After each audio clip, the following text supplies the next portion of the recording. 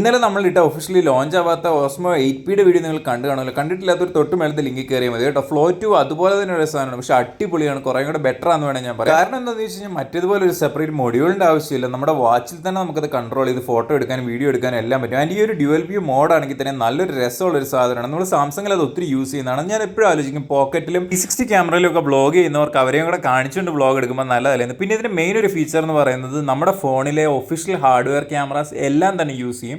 So അതുകൊണ്ട് തന്നെ നമുക്ക് പിക്സൽ പെർഫെക്റ്റ് ആയിട്ടുള്ള ഒരു അടിപൊളി വീഡിയോ നമുക്ക് കിട്ടും കേട്ടോ. മുന്നേ ഉള്ളതിനകത്തൊക്കെ നമ്മുടെ ഒരു ക്യാമറ തന്നെ സൂം ചെയ്തായിരുന്നു കിട്ടുന്നത്.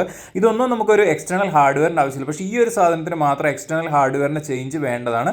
ഇതെന്ന് പറയുന്നത് മോട്ടർ 360 ഡിഗ്രിക്ക് മേളിൽ കറങ്ങുമെങ്കിൽ മാത്രമേ അത് ഫുള്ള് കറങ്ങുള്ളൂ. പിന്നെ ഇൻസ്റ്റ 360യുടെ ഫ്ലോ 2 മുതൽ നമുക്ക് എല്ലാ ആപ്സിലും നമുക്ക് വെബ് ക്യാം പോലെ നമ്മുടെ ഫോൺ തന്നെ യൂസ് ചെയ്ത് അടിപൊളി ഒരു ഫീച്ചറല്ലേ. നിങ്ങൾക്ക് എന്താണ് തോന്നുന്നത്? നിങ്ങളുടെ താഴെ കമൻറ്റ് അറിയിക്കുക കേട്ടോ. ആൻഡ് ഇതുപോലത്തെ കൂടുതൽ ഇൻട്രസ്റ്റിംഗ് വീഡിയോസിനായിട്ട് സബ്സ്ക്രൈബ് ചെയ്ത് വെച്ചോ. And the design is awesome. എനിക്ക് ഭയങ്കരമായിട്ട് ഇഷ്ടപ്പെട്ടു ഇൻസ്റ്റ 360യുടെ ഫ്ലോ 2. നിങ്ങൾക്ക് എന്താണ് അഭിപ്രായം?